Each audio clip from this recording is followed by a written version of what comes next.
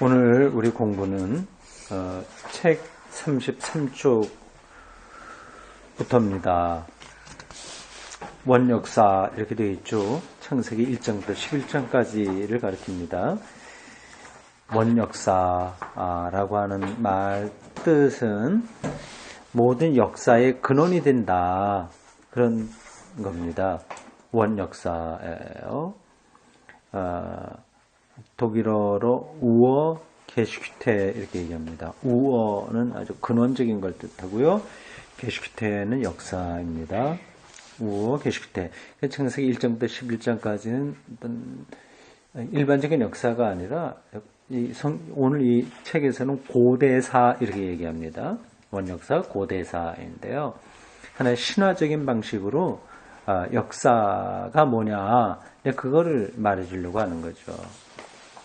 1장부터 11장까지입니다. 그래서 뒤로 이어지는 건 족장사예요. 창세기가 머릿속에 그려지시죠? 1장부터 11장까지는 신화적인 방식으로 역사의 근원을 말하는 원역사고 12장부터 이스라엘의 족장에 대한 이야기가 나옵니다. 족장은 아브람, 이삭, 야곱, 요셉 이런 사람들이에요. 그게 창세기 12장부터 50장까지 나옵니다. 오늘은 원역사에 대한 이야기를 같이 보겠습니다. 보시죠. 본문을 잠깐 보겠어요. 이 11개의 장들은 원역사에 해당하는 창세기 1장부터 11장까지의 이러한 장들은 인류와 세계를 취급하되 인류와 세계 민족이 아니에요. 민족을 넘어서는 더 큰 세계예요. 인류와 세계를 언급하되 그것을 하나님이 그의 백성과 더불어서 이루고 하신 역사라고 하는 관점에서 생각한다. 그래서 이 부분은 성서의 중대하고도 근본적인 주제를 환기시켜주는 하나의 서곡과 같다. 서곡이에요. 프렐루드, 뭐죠? 전주곡이라고 할까요? 그렇습니다. 성서가 신의 역사에 관하여 말하는 모든 것은 곧 인간 역사 전부를 취급할 수밖에 없다. 이것은 진리를 관심하되 하나님이 세우신 것 전체를 관심하게 한다. 직역이라서 좀 이 이야기가 그렇죠. 어쨌든 요 첫 번 패러그래프에서 얘기하려고 하는 것은 이제 구약 성서의 서곡에 해당되는 창세기 1장부터 11장까지는 이스라엘 민족을 뛰어넘어서 인류와 세계 전체를 말하고 있다. 진리 참된 것은 결국은 하나님이 세우신 모든 것에 관심을 기울여야 되기 때문에 그것을 말하는 거다 생각하시면 됩니다. 세계와 인간의 역사 구조는 11장 가운데 그려져 있다. 그 다음 이것에 덧붙여서 창세기 12장부터는 하느님과 그의 백성들과의 이야기가 따라온다. 이게 족장들의 이야기예요. 하느님과 그의 선택하신 백성들입니다. 또한 이 고대사 창세기 1장에서 11장 혹은 원역사 이것은 요한계시록에서 발견할 수 있는 것과 같은 성서의 종말 역사도 지시해준다. 따라서 하나님의 백성의 역사는 곧 전 세계 인류의 역사가 된다. 이게 무슨 뜻일까요? 1장부터 11장까지가 요한계시록에서 발견할 수 있는 것 같은 성서의 종말 역사도 지시해준다고 하는데 도대체 뭘 얘기하는 걸까요? 아마 에덴 동산 이런 것들이 절대적인 세계 아니겠습니까? 그런 것, 새 예루살렘과 새 땅, 새 하늘과 새 땅 이런 것들이 에덴 동산이라고 하는 그 창세기 1장에서 11장 사이에 앞부분이죠. 나오는 이야기가 바로 이 요한계시록이 말하고 있는 그러한 새 하늘과 새 땅, 새 예루살렘 그것과 연관되는 것으로 보면 됩니다. 태초의 사건들이 역사 속으로 들어가는 길은 태초의 사건들 이거는 창조 이야기죠. 이건 역사 이전의 것들이에요. 하여튼 창조될 때 이야기니까요. 그게 이제 역사 속으로 들어가는 길은 세계의 족보를 통해서 열려진다. 그러니까 하나님의 창조와 어떤 그 인간의 삶이 역사잖아요. 그 안에 들어오는 그것이 족보에 대한 이야기 세 가지를 통해서 된다는 거죠. 좀 복잡하죠? 괜찮습니다. 천천히 생각하세요. 고대사의 사건들은 아래 도표에서 제시된 것 같은 세 족보 주위에 모여있다. 그 도표를 좀 보세요. 그 5번이라고 쓴 것, 5장이에요. 5장. 그 이렇게 사각으로 된 숫자에 있습니다. 이 족보예요. 계보. 아담으로부터 노아에 이르는 계보. 그리고 10번 돼 있는 거, 이거 10장입니다. 네모로 묶어놨죠. 민족들의 계보. 그 11장 노아에서 아브라함에게 이르는 계보. 요 것들을 중간중간 이렇게 담기면서 태초에 하나님이 행하신 일들이 인류의 역사와 어떻게 연관되냐고 하는 것을 성서기자가 말하고 있습니다. 이런 것들은 그냥 읽어서는 잘, 성경 읽어서는 안 들어오죠. 신학자들이 그런 이제 분석하고 있는 겁니다. 그 다음 쪽에 1장 1절에서 4장 26절까지입니다. 이건 창조와 인간의 타락이에요. 창조 설화라고 표현이 되어 있어요. 설화는 전해져 내려온 이야기라고 하는 뜻입니다. 그래서 어떤 분들은 왜 하나님의 말씀을 설화라고 하냐? 그건 어떤 근거가 없는 것들을 그냥 그렇게 이야기하는 거 아니냐? 사람들이 생각을 하는데요. 그렇지 않습니다. 저는 이야기 방식은 다 설화인 거예요. 창조에 대한 이야기, 그러니까 설화를 이야기, 이렇게 이해하시면 됩니다. 창조 이야기와 인간의 타락에 대한 겁니다. 그 세부 내용을 좀 보겠습니다. 창조 설화, 이게 1장 1절에서 2장 4절 A까지인데요. 이 A, B 이렇게 표시된 건 무슨 뜻인지 아시죠?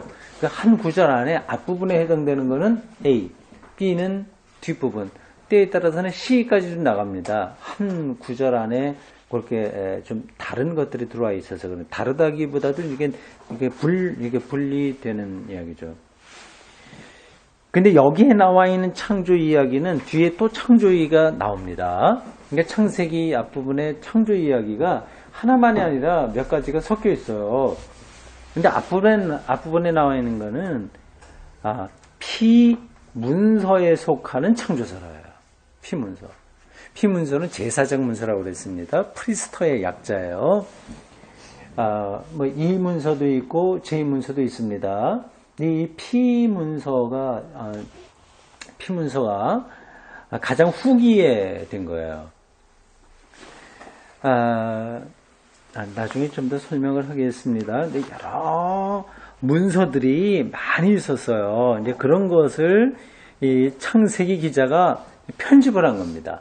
넣고 빼고 이제 자기의 고유한 신학적인 시각을 통해서 그걸 이야기하는 거죠. 먼저 여기 창조설화를 봅니다. 피설화에 나타난 창조의 묘사는 거의 연결식 기도 소리가 울려오는 듯한 명백한 산문체로 되어 있다. 그 전체는 창조를 노래하는 하나의 발라드 효과를 나타내고 있다. 발라드가 뭐죠?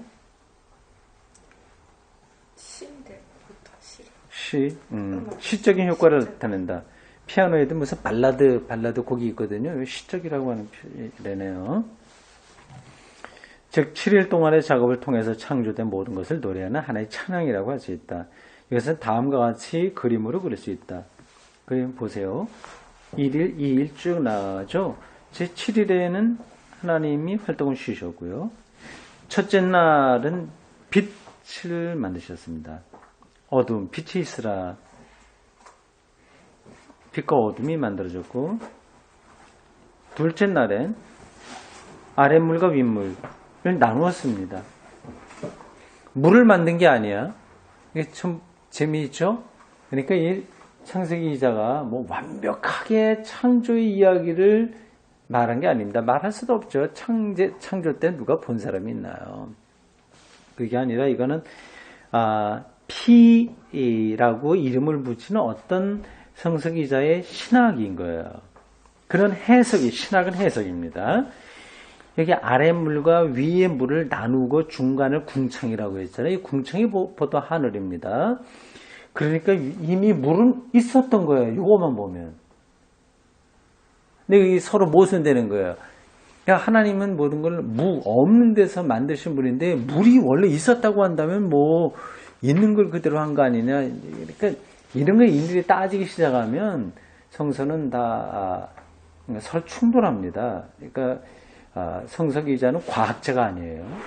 그는 사회학자가 아니고 아주 객관적인 의미에서의 어떤 역사를 기술하는 그러한 신문 기자, 뉴스 보도하는 게 아니라 자기 신학을 이야기하는 신앙 고백이라고 생각하시면 됩니다. 시적인 방식으로 말하는 신앙 고백입니다. 그 순서가 쭉 그렇게 되어 있습니다. 근데 이 도표가 어떤 뜻인지는 제가 잘 다는 모르겠어요. 이렇게 도표가 오른쪽 왼쪽 나누어지기도 하고 또 빈 공간도 있고 하는데 왜 이렇게 있는지 의미가 있을 것 같은데 제가 그거는 잘 파악을 못 하겠습니다.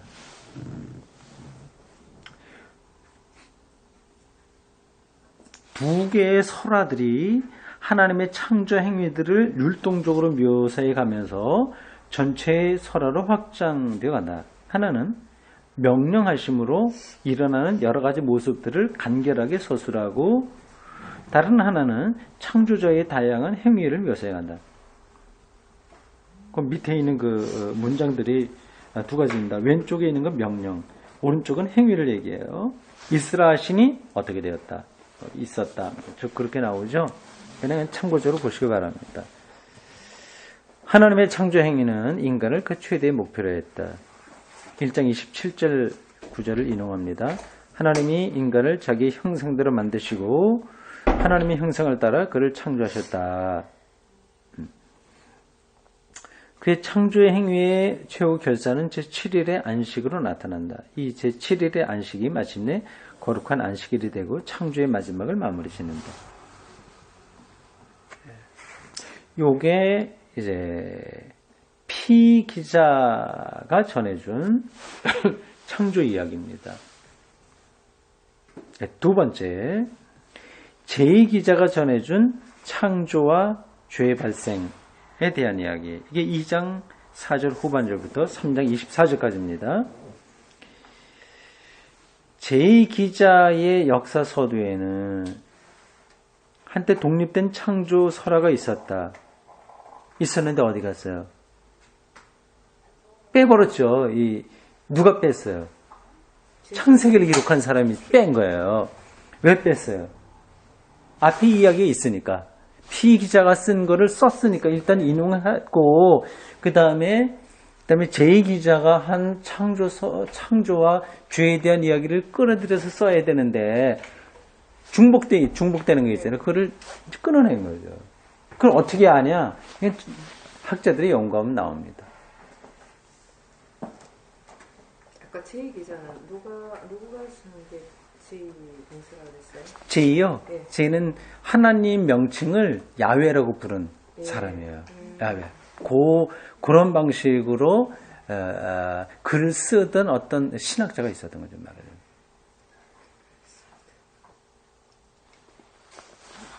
그러니까 하나님의 이름이 처음부터 있었던 건 아닙니다. 지금도 하나님의 이름이 없어요.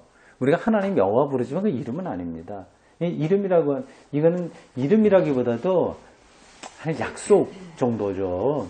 이 이름은 그 대상의 정체성을 이야기하는데 우리가 하나님을 규정할 수 없잖아요. 그러니까 이름을 붙일 수가 없어요. 우리는 이거를 차라고 이건 이름을 붙일 수 있잖아요. 이건 이제 피조물은 다 이름이 붙어요. 그러나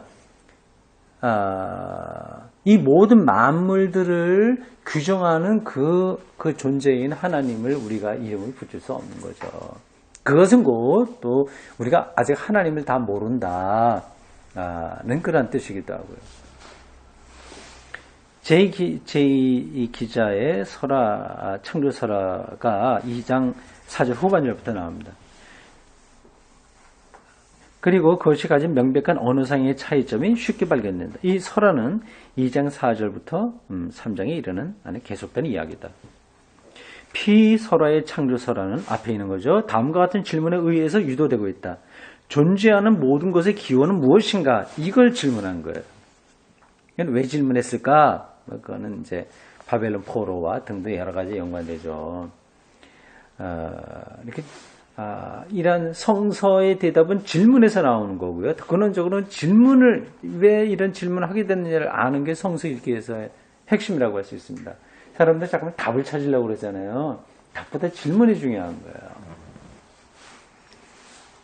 그러니까 피설화는 앞에서 말한 거예요. 창세기 1장 1절부터 1장 1절부터 2장 4절 전반절까지의 이 본문에는 핵심적으로 존재하는 모든 것의 기원이 무엇이냐 하는 그런 질문이 담겨 있습니다. 궁금하지 않습니까? 그러나 한편 2장과 3장은 오히려 초점이 좀 다른 거예요. 왜 인간은 죄 많은 인간이 죽음을 향해서 가고 있는 그 길을 가고 있는가? 예, 이건 직역이라서 이렇게 좀 약간 서툴게 우리 문장이 되어 있는데 이런 뜻이에요. 인간은 왜 죽음을 향해서 가고 있는가? 원래 문장으로는 죽음을 향해서 가고 있는 그 인간, 인칭대명사 끌어다가 이제 다른 하나의 문장이 뒤에 따라왔겠죠. 이걸 하나로 묶어내다 보니까 여기 좀 어색한 문장이 됐습니다. 그런데 그 인간은 죄 많은 인간인 거예요. 그걸 죄와 죽음하고 연관시키는 거죠. 예, 그리고 조금 복잡하게 창세기 앞부분에 그렇게 되어 있습니다. 그 도표가 다시 나오는데 보세요. 예, 이거는 제2기자가 전해준 창조와 인간 죄에 대한 이야기입니다. 그러니까 이 제2기자 이 설화에는 왜 죄 쪽으로 빠지나 인간이 그것이 핵심적인 질문입니다. 하나님의 질문, 아담아 네가 어디 있느냐 하는 것은 이 설화의 중심이다. 이 물음 가운데서 하나님은 타락한 자신을 감추려는 인간을 추궁한다.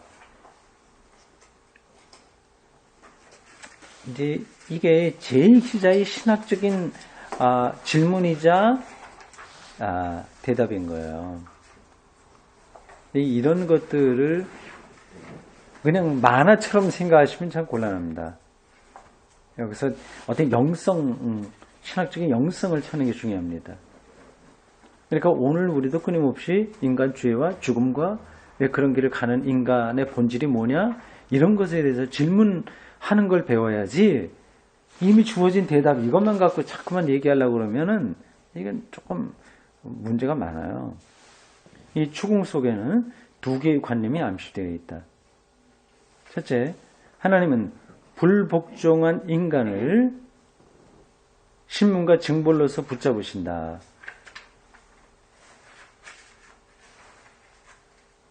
둘째, 그럼에도 그 징벌받은 인간에게 생명을 주신다.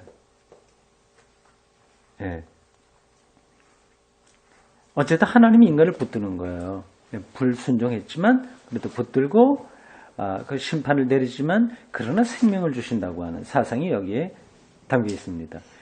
아주 바른 질문이기도 하고 대답이라고 할 수 있습니다. 이건 참 중요한 문제인데 대충 여러분들 그 정도로 생각하십시오. 여기에는 하나님의 창조물로서 어떻게 악이 나올 수 있는가 하는 수수께끼는 여전히 풀려지지 않은 채 남아있다. 그렇잖아요. 주일학교 아이들도 질문할 수 있는 것인데 그런 대답은 여기서 주지 않습니다. 악이 도대체 어디서 왔느냐? 이건 풀리지 않았습니다. 세상은 다 하나님으로부터 온 건데 그걸 악마저도 그러냐? 그런 질문은 의미가 없는 거예요. 저는 우리의 인식을 뛰어넘는 겁니다. 성서도 그런 거를 다 말하려고 하지 않습니다. 3번. 그 다음에 이어지는 이야기는 가인과 아벨입니다. 창세기 4장 1절에서 16절이에요. 이 설화의 중심부에는 가인이 받는 경고가 들어있다. 그러나 격증하는 악의 경향은 그에게 주어진 경고에도 불구하고 가인으로 하여금 형제 살해자로 만든다. 그 이야기 읽으면서 참 이상하죠? 경고가 주어졌는데 왜 정말 저렇게 그 모르고 악을 행할까? 형제를 죽일까? 그건 성서기자의 신학이 거기 담겨 있습니다. 악을 아주 리얼한 걸로 본 거예요. 아주 존재론적 힘으로 본 거예요. 그 힘이 너무 강대해서 더 이상 타일러 줄 필요가 없다. 해도 안 되고요. 오히려 그 권고를 비웃어 버릴 수도 있다. 따라서 범죄는 더 심화돼서 형제 살해까지 이르게 된다. 이 죄를 아주 깊이 뚫어본 겁니다. 지금도 우리가 그걸 느끼지 않습니까? 그래서 기독교가 얘기하는 인간의 원죄론, 이게 그렇게 아주 나이브한, 아니면 인간을 비난하기 위한 게 아니라 아주 정확하게 뚫어본 가르침이라고 봐요. 그러니까 그게 처리를 할 수 없어요. 이 악과 죄를 그는 아주 근원적으로 우리를 규정하는 어떤 악한 힘입니다. 그럼에도 불구하고 가인이 비록 도피자여 유랑자로나마 계속 살아있다고 하는 것, 생명을 지킨다고 하는 것, 그걸 본 거예요. 그러니까 우리는 어떤 면에서 다 가인과 비슷합니다. 실제로 살인은 하지 않지만 형제 살해에 대한 욕망은 끊임없는 거거든요. 근데 그런 거 보면 다 이제 죽어야 되는데, 근데 이 가인, 아벨, 이 설화를 통해서 본다고 하더라도, 하나님이 그런 인간마저도 파멸시키지 않는다. 그 관점을 가지고 있는 거죠.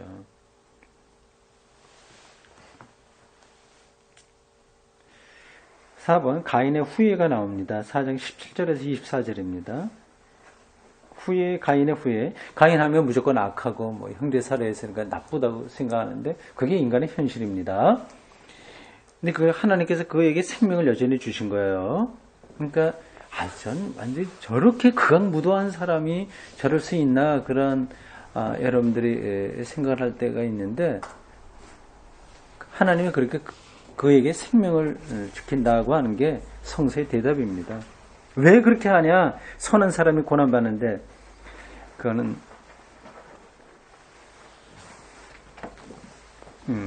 이제 좀 다른 질문이죠. 근데 그 가인의 후예가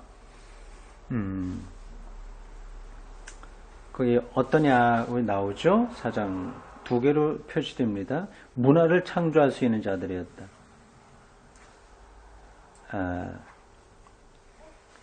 람에게 노래, 그게 4장 23절에서 24절에 있어요. 제가 그걸 확인하지 않고 왔네요. 어떤 노래인지.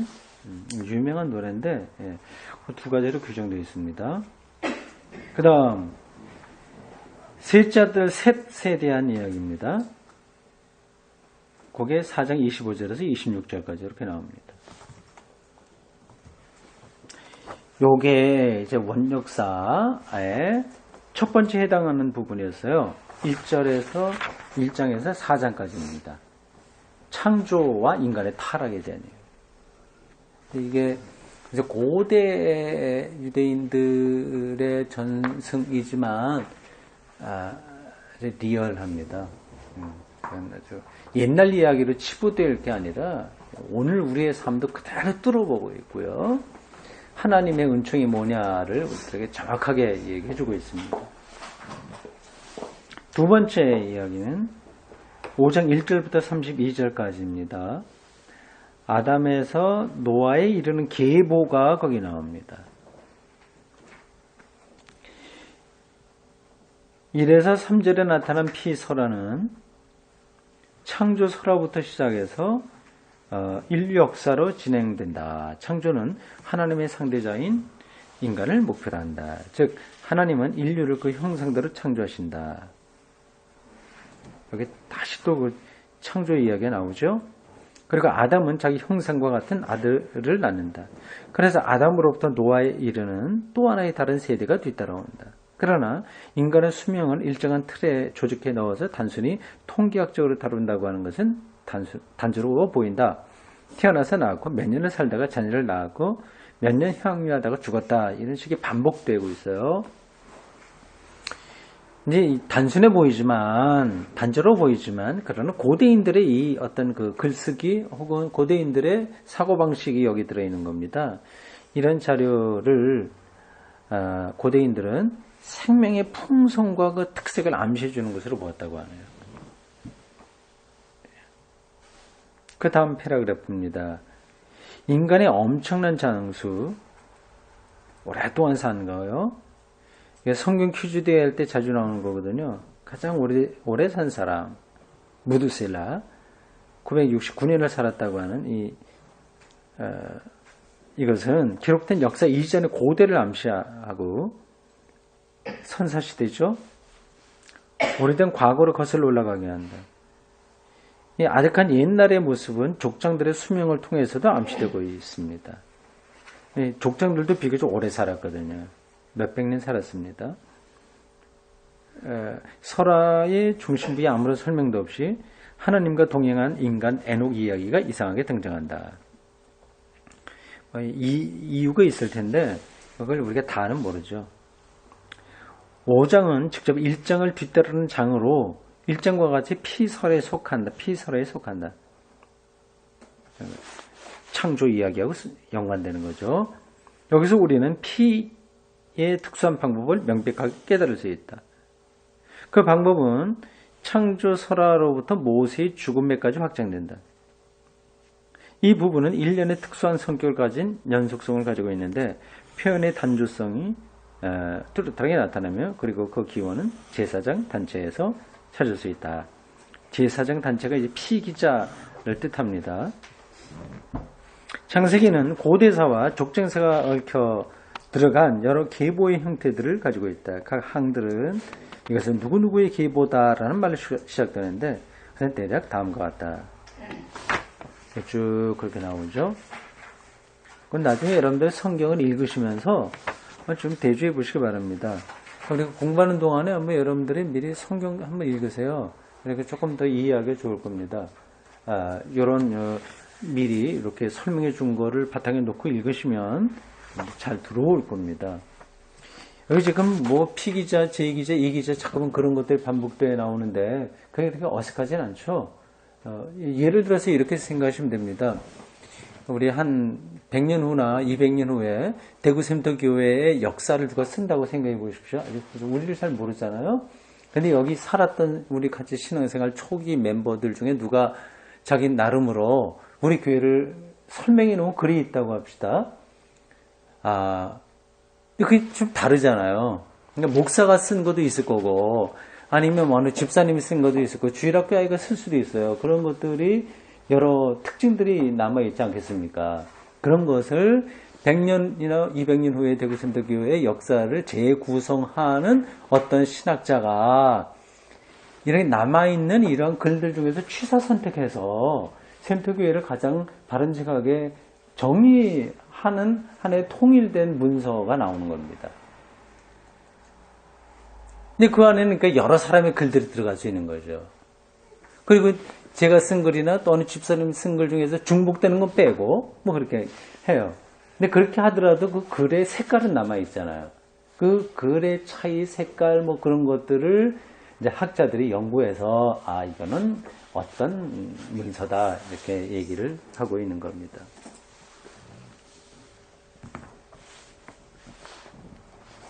네. 그렇게 쭉 보시면 되고요.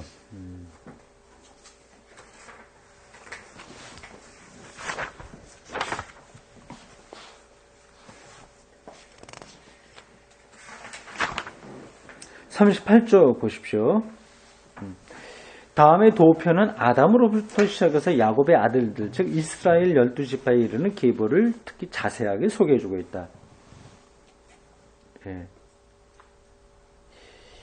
이게 창세기 전체 이야기라고 생각하시면 됩니다.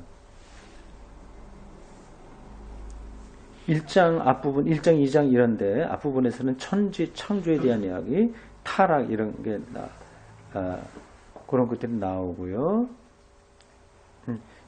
창조 이야기가 주로 나오고요. 그 다음에 아담 이야기 10대에 걸쳐서 쭉 나오고요. 그다음에 셈에서부터 쭉 10대에 걸쳐서 쭉 누구까지 10대입니까? 데라까지. 데라는 아브라함의 아버지고요. 그 밑에 그 도표 밑에 작은 글씨로 이렇게 설명이 되어 있어요. 이상의 창세기 계보에서는 그 가지가 많이 났다가 옆으로 많이 가다가 뭐 쭉 나가잖아요. 다른 계보들도 나오고요. 그러다가 전체적으로 좁혀지는 것을 조심해서 봐야 됩니다. 아담으로부터 시작해서 조금씩 많이 퍼졌다가 다시 이제 한 줄기로 좁혀지죠. 39쪽입니다.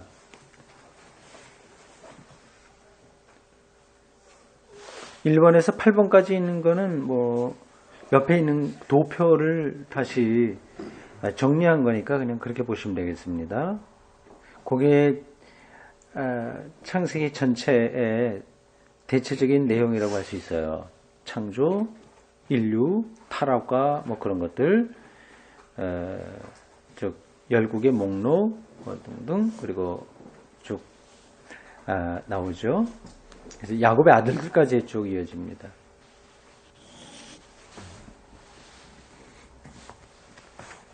아직 창세기 뒷부분은 가지 않았는데 미리 이거를 원역사를 이야기하면서 말하는 이유는 이게 다 이제 연결됐다. 그 흐름이 있다. 그걸 좀 염두에 두라는 이야기입니다. 네, 원역사의 이제 세 번째 부분입니다. 39쪽 새롭게 시작하는 그 2번 인류의 부패되어 있죠. 그런데 그게 제가 보기엔 2번이 아니라 그 3번으로 바꿔야 차례가 맞을 겁니다. 3. 인류의 부패예요. 홍수 이야기가 처음에 나옵니다. 6장부터 9장입니다. 굉장히 길죠. 홍수 이야기. 예?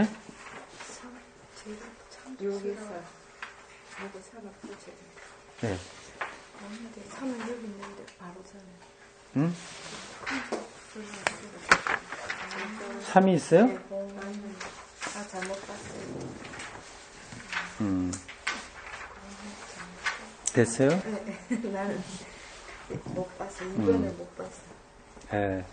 이 번호가 여러 가지로 좀 복잡하게 나눠 있어서 왔다 갔다 합니다. 인류 부패 이야기 6장부터 9장까지입니다. 노아홍수예요. 서론 부분에서는 홍수가 일어난 것은 지상의 거인족들이 일어나므로 신적인 존재들이 딸들과 결혼함으로 생겨난 것이라고 말하고 있다. 이게 타락의 한 표본으로 기록되고 있다. 이런 것들이 성서 안에 있는 신화적인 부분이에요. 신화는 이제 신들과 인간의 결합 뭐 이런 거 많이 얘기하잖아요. 헬라 신화 이런 나오는 것처럼요. 그러한 영향을 받은 겁니다. 그리고 이것은 하나님과 그의 백성의 역사 이전에 있은 신화적인 인간 역사에 관한 하나의 암시라고 할 수 있다. 그 신화적인 것에 매몰되지 않는 거죠, 구약은. 그런 고대에는 그럴 수밖에 없어요. 신화적일 수밖에 없는데, 그러나 그 신화가 절대화되지 않고 인격적인 하나님이 그를 이제 뚫고 나온다고 하는 점에서 이스라엘은 주변의 다른 종교와 아주 유별나다 이렇게 볼 수 있습니다. 여기서 제인은 하나님을 야훼라고 불렀던 이 기자는 이 이야기를 인간 범죄의 한 예로서 그리고 인간과 하나님 사이의 간격을 더 벌어지게 만든 한 예로 채택하고 있다. 노아 홍수는 본래 또 이것도 한 가지가 아니라 두 개의 설화가 하나로 결합된 겁니다. 이걸 꼼꼼히 살피면 이제 들어오게 되는데 이건 뭐 전문가들이 하는 거니까 대충 그렇다고만 이해하십시오. 이 두 개의 요소가 한데 엮이는데 한 얘가 이제 40쪽에 나옵니다. 40쪽 넘어가 보시죠. 이게 뭐냐면 그 둘째 줄 보시면 이렇습니다. 신명이 바뀌고 있는 것. 그러니까 노아 홍수 이야기가 6장에서 9장까지 이어지는데 중간중간에 이제 바뀌어요. 하나님들의 이름이. 야훼, 엘로힘 이런 거 바뀝니다. 그러니까 그걸 쓴 기자가 다르다는 뜻입니다. 또 한 가지는 중복 기사들이 있어요. 했던 얘기를 또 하는 거야. 그럼 이거는 두 개가 막 이렇게 결합됐다고 하는 건 알 수 있죠. 그리고 어떤 거는 똑같은 이야기를 하면서 서로 달라요. 그러니까 이거는 서로 다른 노아 홍수 전승이 있었는데 그게 이제 하나로 엮여지면서 들어온 약간 정리되지 못한 부분이라고 할 수 있습니다. 그래서 어떤 부분에서는 모든 동물이 각기 한 쌍씩 방주에 들어가는 것으로 되어 있는데 어떤 부분에서는 깨끗한 동물은 7쌍, 깨끗하지 못한 동물은 2쌍씩 들어가도록 되어 있다. 서로 다른 이야기잖아요. 근데 이런 건 뭐 불편하게 생각할 거 하나도 없어요. 고대의 여러 가지 문서들을 같이 이제 결합하면서 생기는 뭐 당연한 뭐 착오라고 하면 착오라고 할 수 있고 착오가 아니라 있는 그대로를 이제 보존하려고 하는 노력이라고 하면 노력이라고 할 수 있습니다. 홍수 기간이 61일로 끝나는 것으로 되어 있는 곳도 있고 1년 10일 만에 끝나는 것으로 기록되기도 한다. 그런 부분도 있나요? 제가 오늘 확인하지 못한 건데 1년 10일 만에 끝나는 것으로 기록되기도 한다. 이건 아주 큰 차이네요. 이 두 설화의 병행에서 스위스 말로 된 뭐 독일어죠. 스위스가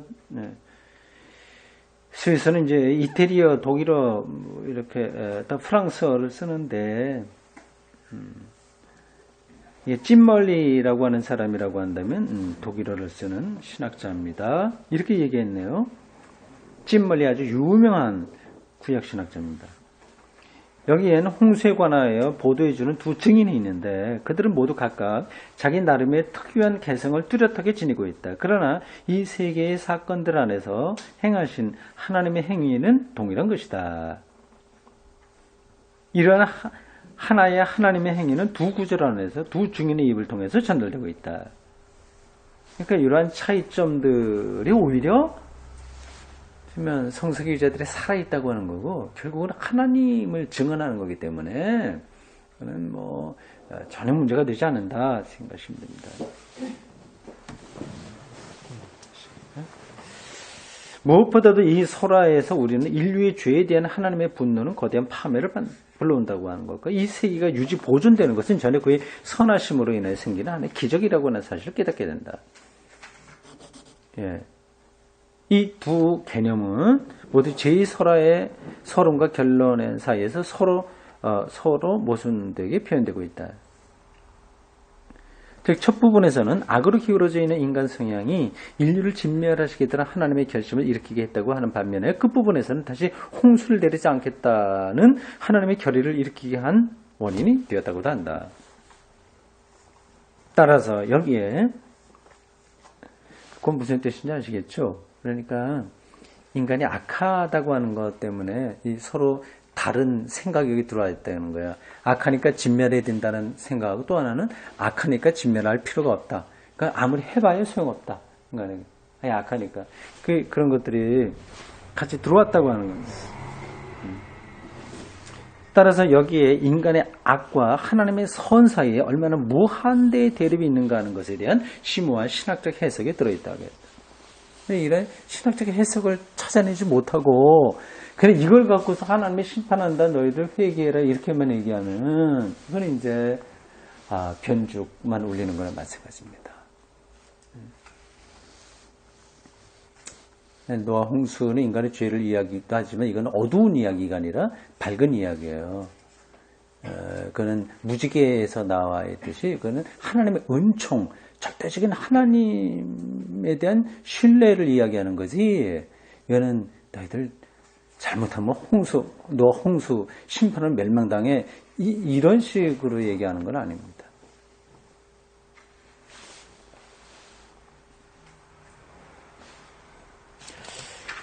예, 마지막이 아니라 좀 몇 개 더 있네요. 시간, 조금만 더 하겠습니다. 4번. 열국의 목록. 그렇죠? 열국의 목록. 10장 1절에서 32절입니다. 예, 여기도 몇 가지 설화가 결합돼요.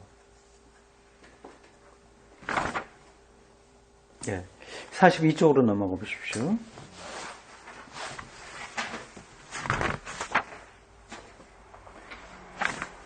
무엇보다도 세계 성서의 세계주의가 이 장에서 발견될 수 있다고 하는 것은 매우 중요한 사실이다. 하나님께서 많은 민족들 중에서 한 민족을 자신을 위해서 선택하실 때 그 한 민족에게 주신 약속은 결국 땅 위의 모든 족속에게도 주어진다고 하는 것이다.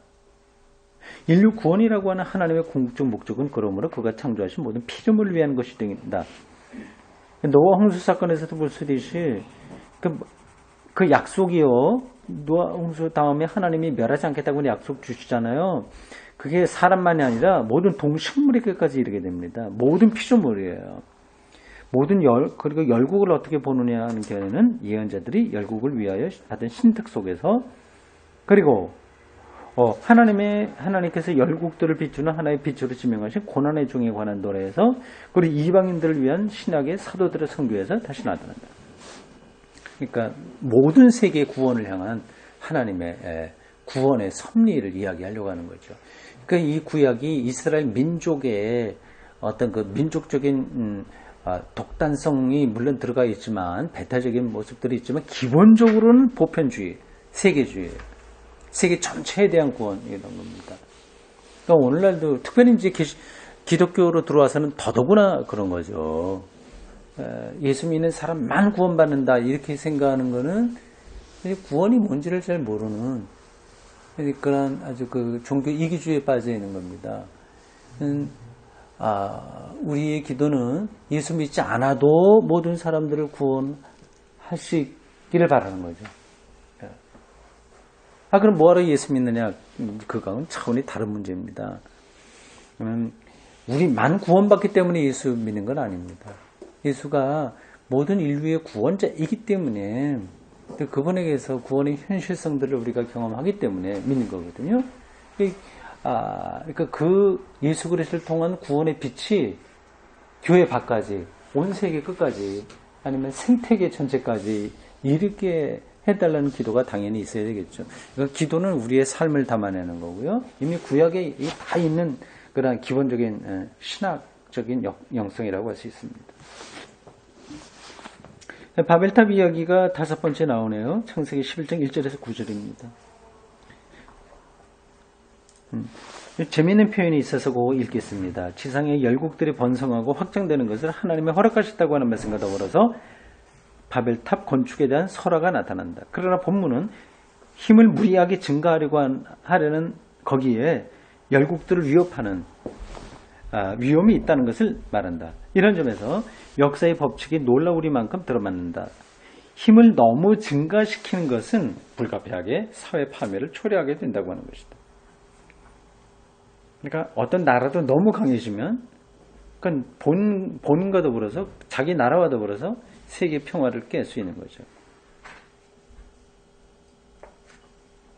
한 교회가 또 너무 크면 세계 전체 교회의 건강을 이걸 망가뜨리는 겁니다. 그러니까 한국 교회가 빨리 평준화돼 좋은 뜻으로의 완전히 강압적으로 해야 어떻게 되겠습니까? 그러나 뭐 어떤 생존이 안 되는 그런 교회가 3분의 1 이상이 되는데 그리고 정말 메머드 교회가 있고 하는데 이건 비정상적이거든요. 마지막 노아로부터 아브라함에 이르는 계보가 창세기 11장 10절부터 32절까지 있습니다. 이 부분은 5장과 정확하게 상응한다. 여기서 홍수 전의 시대가 10대 혹은 10시대로 되어 있다. 홍수 후 아브라함 시대까지도 10대 혹은 10시대. 10대와 10시대가 무슨 차이가 있나요? 이거는 독일어로 봐야지 알겠는데 모르겠습니다. 시대 어쨌든 대충 느낌은 옵니다만 그러나 여기에 나타난 수명은 5장의 것보다 훨씬 짧다는 점에서 놀라울 정도로 차이가 생긴다. 이런 점에서 피 기자는 인류 초기의 역사에는 각 시기 사이에 불일치점이 있다는 것을 지시하고 있다. 명백한 세리의 수와 그리고 그 순서를 리드미컬하게 표현하는 단조로운 피 기자의 계산 태도가 모든 사건에 영향을 주고 있다. 하나님은 이와 같이 역사를 통틀어 그 길을 가신다. 그 길은 그의 계획에 따라 태고 이후에도 계속된다. 이 이야기가 지금까지 하는 것이 창세기 1장부터 11장까지의 원역사에 대한 기초적인 해명이었습니다. 이런 공부가 좀 딱딱하지만 필요한 거예요. 그 피아노도 뭐 곡을 칠 때 분석하잖아요. 곡을 분석하잖아. 이게 어떤 부분이 어떤 그런 거 이게 구조에 대한 분석이에요. 하나하나 더 들어가면 굉장히 복잡한 거고요. 전체 구조에 대한 분석입니다. 네, 그러니까 여러분들이 생각하듯이 성경을 읽고서 은혜 받는 수준이 아니라 이거는 신학이에요. 그리고 세계관이고 그렇습니다. 그런 관점들을 우리들이 이제 갖춰야 성서 읽기에 기초가 사실 기초에 이게 생깁니다. 질문 받겠어요.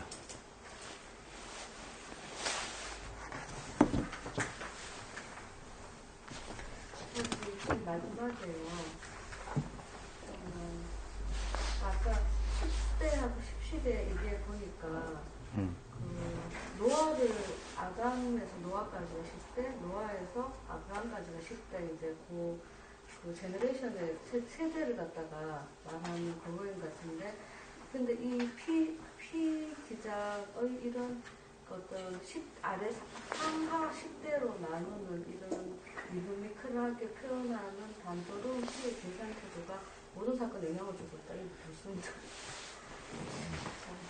10대는 맞아요. 그 세대를 얘기하는 거예요. 근데 아까 내 질문은 왜 10대로 하고 하나 또 10시대라고 얘기했을까 그런 건데. 근데 이렇게 아래 10대는 단순하게 보이는 그렇게 기술한 것 자체가 글쎄 말이야. 모든 사건에 영향을 주고 있다. 예. 이게 잘 안 보여가지고. 누가 설명하실 분 있어요?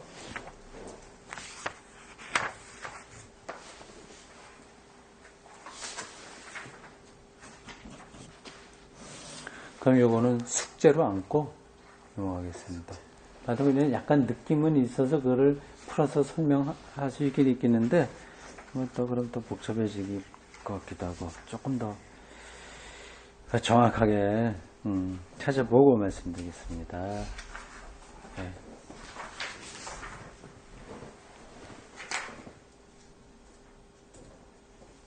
결국은 만인 구원론에 곱편에서 이렇게 얘기하는 네, 그 말은 그 뜻이죠. 네, 네.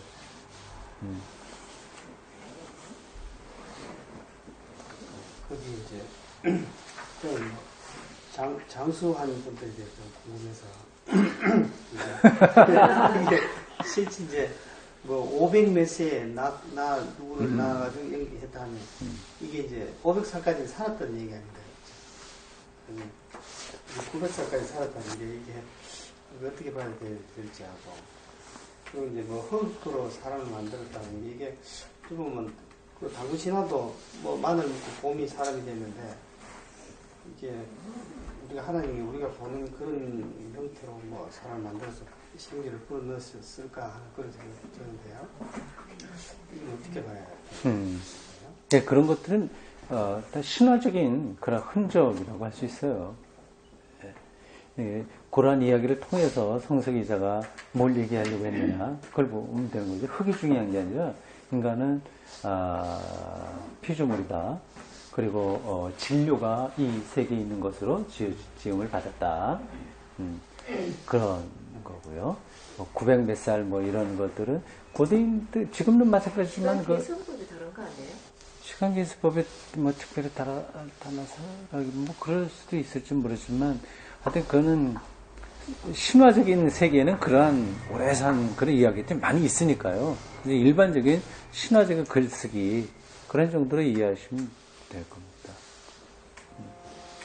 그렇게 뭐 500살까지 산 건 아니고 실질적인 이야기는 아니고요. 그러니까 신화는 뭐 여러 가지가 이제 많이 담겨 있으니까 뭐 그런 정도로 하면 되겠습니다. 기도하겠습니다.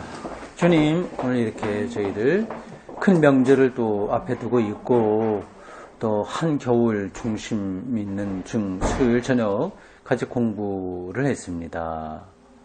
우리에게 하나님의 말씀을 좀 더 깊이 그리고 폭넓게 그리고 바르게 이해하는 이런 기초 훈련, 이 공부에 우리의 마음을 담아서 잘 감당하도록 인도해 주시옵소서. 하나님 말씀만이 우리 생명의 근원임을 온전히 믿습니다. 예수님의 이름으로 기도드립니다. 아멘.